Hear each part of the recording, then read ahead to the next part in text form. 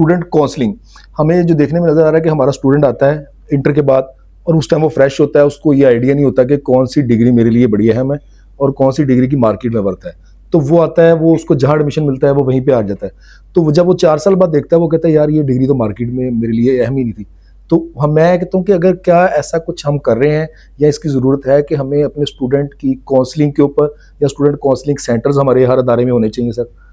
جی دیکھیں, یونیورسٹیوں کی حد تک تو ہم لوگ یہ کام کر رہے ہیں. ہماری یونیورسٹی میں بھی ہے کاؤنسلنگ کا ادارہ, اس طرح باقی یونیورسٹیوں میں بھی ہے.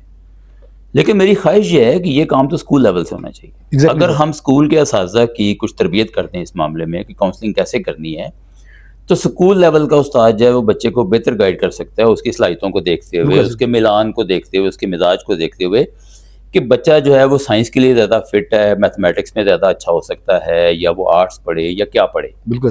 اگر اسکول لیول سے ہی کاؤنسلنگ شروع ہو جائے, اسکول میں کاؤنسلنگ ہو, کالج میں کاؤنسلنگ ہو, اس کے بعد پھر یونیورسٹی میں کاؤنسلنگ ہو, اور معاشرے کے اندر بھی بہت سارے ایسے لوگ ہونے چاہیے جو اسٹوڈنٹس کی کاؤنسلنگ کر سکیں.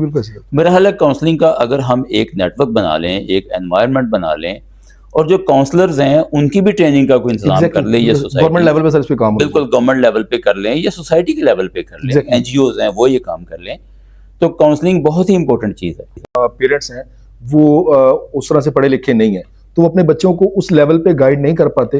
اور جو تھوڑے سے اب ہم ایک سر جو لاجک ہے کہ ٹیچر کا بچہ جو ہے وہ بڑا لائق ہوتا ہے, تو وہ میں کہتا ہوں کہ اس کے پیچھے بھی لاجک یہی ہے کہ وہ ٹیچر اس کا کاؤنسلر ہوتا ہے اپنے بچے کا.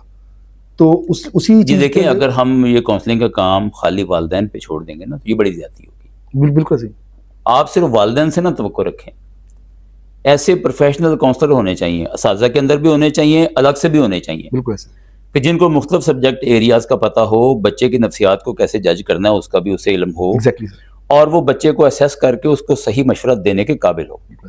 سر thank you very much sir, جزاک اللہ. بہت شکریہ.